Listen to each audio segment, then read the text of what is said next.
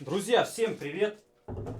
Еще одна серия безумной токарки в рамках изготовления турбовального двигателя для BMW.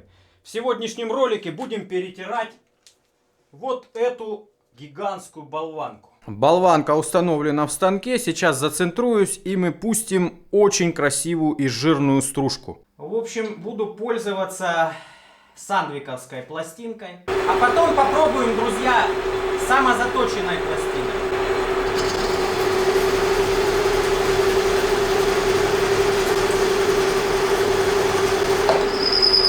Дает очень хорошую чистоту, поэтому что-то стало жалко ей пользоваться. Наверное, самозаточенной воспользуемся. По крайней мере, попробуем, как пойдет. Просто по корке не хочется тупить пластину. Ржавчина, она все-таки высокой твердостью обладает. Так, ну здесь надо добавлять подачу. Все равно не хочет работать стружколом. Режим не тот. О! Пошел процесс, ребят. Отлично. Подобрал режим.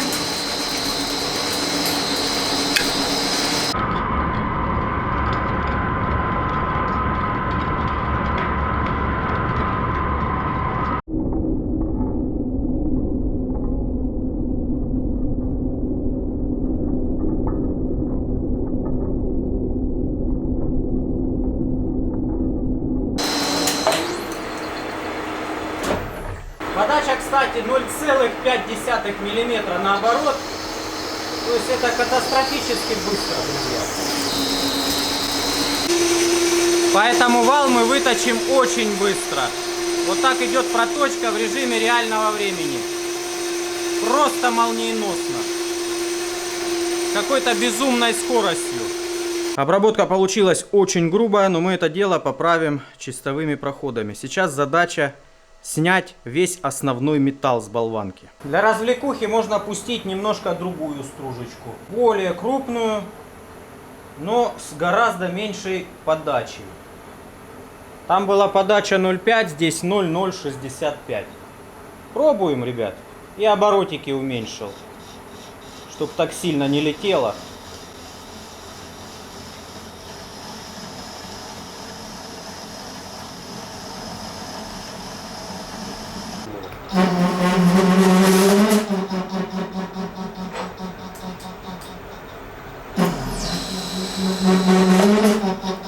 Ну так, как видите, стружечка имеет склонность к наматыванию. Ну просто мой станок не тянет, друзья, если прям много-много и подачу большую глубину, он просто не тянет. Но зато чистота обработки получается уже очень качественной. Это был вот такой резец. Ставим маленько другой, проходной упорный, и пробуем, как будет вестись обработка с его помощью. Правда, он ВК-8, что для стали не лучший выбор. Тут, ребят, показать именно, как форма резца влияет.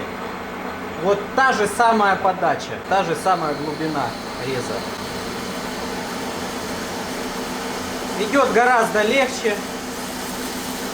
Ну да, есть вот этот фактор намотки.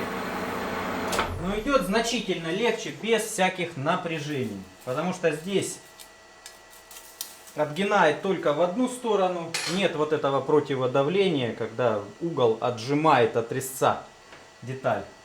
Здесь можно глубину сделать значительно больше. Давайте сделаем 5 мм на сторону. То есть всего будет сниматься 10 мм.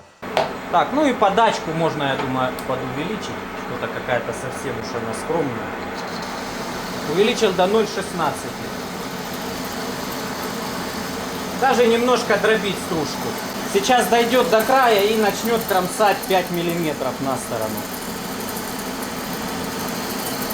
Даже стружка не синяя, ничего, еле-еле желтенькая.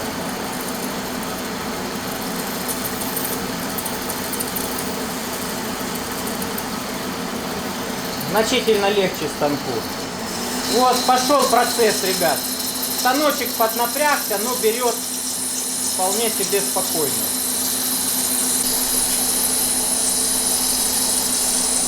Частота поверхности хорошая. На большее мой станочек с прямым приводом На этом диаметре, то есть здесь около 90 миллиметров, он не способен.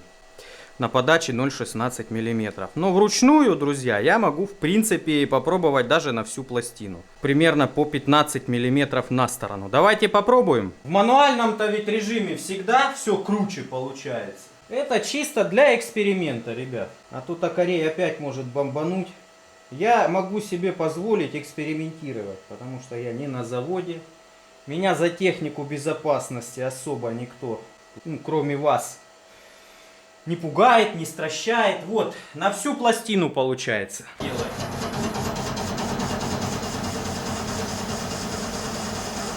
Вот, потихонечку процесс пошел. Так, конечно, никто и никогда обрабатывать не будет. Это дичайшая дичь. Да и резец заточен несколько под другой режим работы. То есть здесь есть обратная фаска. Если его заточить острым, он бы сейчас бы лучше стружечку выдавал. Но проход идет, друзья. Снимаю 30 миллиметров с диаметра. Видите? Если чуть уменьшить, 20 миллиметров снимать, то дело пойдет, естественно, веселее.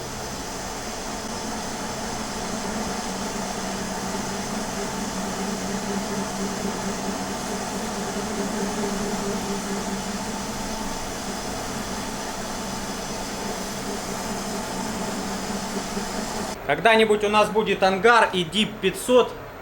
Вот тогда действительно можно будет серьезно куражиться.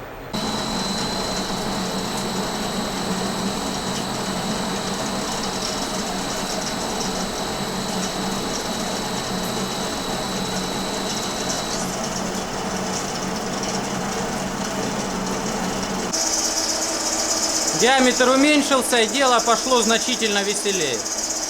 Основной объем металла практически снят. Останется лишь доработать. Нарезать резьбу, сделать подшипники, посадки, ну и так далее. Как обычно.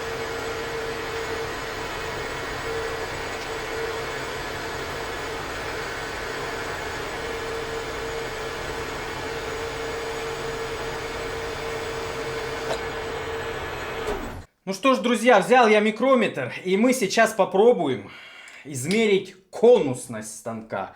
У некоторых ребят все-таки есть скепсис по этому поводу. После прошлого видео я это определил. Кидают камень в огород, что, мол, все-таки есть у меня конусность. Это они по подшипнику определили, потому что один больше, один меньше, один плотно ходит, один проваливается. А вот тот, что проваливаются, они опознали как конусность. Все-таки не верят они в силу шабрения. Ладно, покажем. Замер здесь будет небольшой, всего лишь 60 миллиметров длина. Другого нет у меня пока прута на примете. Здесь подперто задней бабкой. То есть мы вычислим именно с учетом подпора. Я здесь ничего не изменял с момента ремонта станка. Задняя бабка у меня зафиксирована болтом. Вот он болт, я ее очень точно выставил и зафиксировал. И с тех пор я ничего не изменял. Теперь берем микрометр и измеряем. Так, сначала измеряем вот здесь. Раз, два, три. Смотрим, сколько у нас здесь. 41,5. Теперь здесь. Раз, два, три. Оп, я даже не смотрю туда.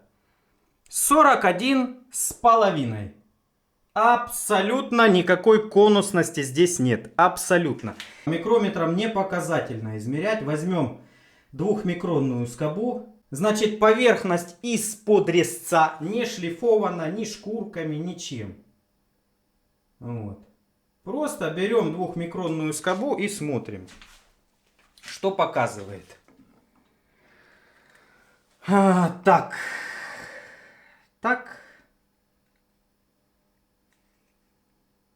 Показывает 40, даже 46, 45, 46 микрон. Теперь сюда показывает 46 микрон. Ребят, ну я надеюсь, вам видно. Микрон в микрон. В общем, как-то так. Надеюсь, камушек мы пробросили обратно в огород, тем, кто сомневался. И будем протачивать теперь под посадочку, под подшипники. Ну и вот она, собственно, проточка с сандвиковским резцом. Ну а теперь смотрим, почему болтается один из подшипников. Вот это тот, который болтается. Начинаем измерение с него.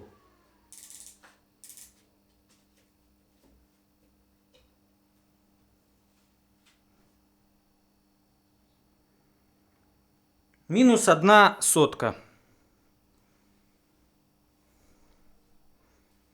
Теперь здесь.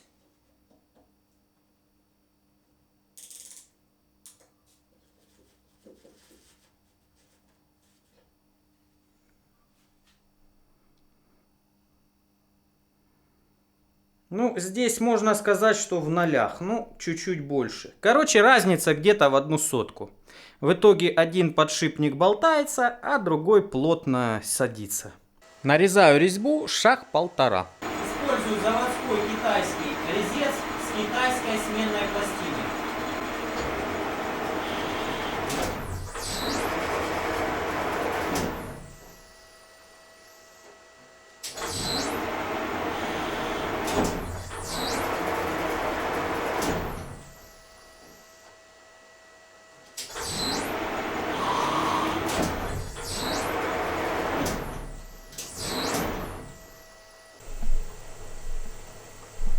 Далее резьба для зажима муфты. Сделал посадку под маховик, микрометром долезть туда не смог, поэтому сделал с помощью штангеля. В общем, сейчас отрежем и посмотрим, что получилось.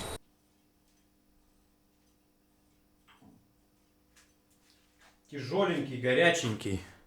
Очень важная процедура. Нужно сделать отверстие под маховик. Разметил вручную по шаблону. Вот шаблон. Ну, то есть это какая-то шайба, которая отвалилась в процессе разборки. И очень удобно ее использовать. Буду теперь накернивать, ребят, и вручную сверлить. Использую стандартные болты.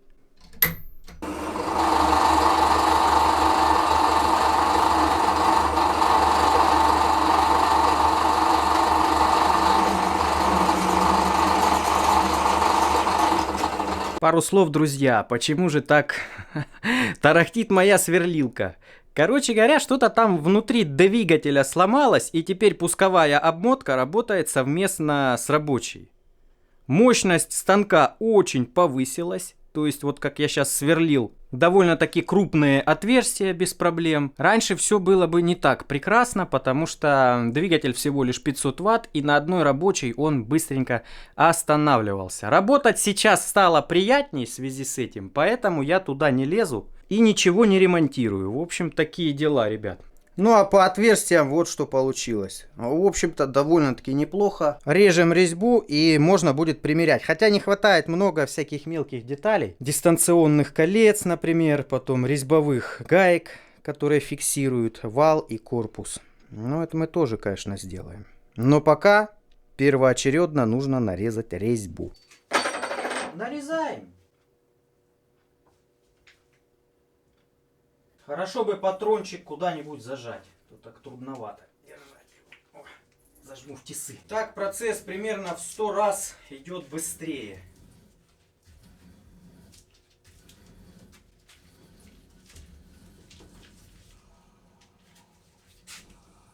Со всей ответственностью заявляю, что эта деталь теперь полностью готова. Хотя ладно, нет, не полностью. Еще шпонки не хватает. Друзья, кто, кстати, в теме, можете попробовать рассчитать на 400 ньютонометров, хватит ли здесь одной шпонки, какую шпонку надо. Здесь диаметр 40 миллиметров. Вот такая деталюха. Можно попробовать срастить ее с маховиком. Сцепление я пока снял, пока оно не нужно. Пробуем срастить. Очень-очень плотно здесь все. Так, а ну-ка, совпадает? Нет, не очень. Надо провернуть. Закрутил на 4 болтика, пока нужды нет полностью. закручивать. Болты, видно, сильно не торчат. Да, вот на этом валу все и будет держаться. Друзья, пробуем вставить подшипники. Как они вставляются. Вам, я думаю, очень интересно.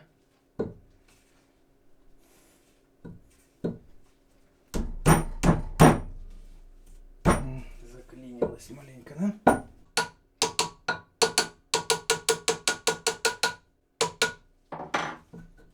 Ну вот, я думаю, вам понравится,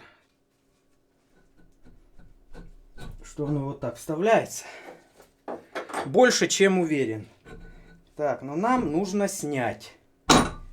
Потому что сначала вставляется вот это. Но дело все в том, что можно собрать, если без маховика. То есть вот это проходит в отверстие. Дерзкий, мощный механизм получается. А здесь не хватает кое-чего. Я уже много раз говорил. Вот здесь на резьбе шайба стопорная. Там еще распорное кольцо должно быть между подшипниками. И здесь еще одна стопорная шайба. И тогда оно не будет разъединяться. Смотрим, что получается по наружному диаметру. Пока в нолях. Оп. Так. Похоже, что все нормалек, друзья. По наружу биение как бы не замечено особого. Смотрим биение по рабочей поверхности маховика.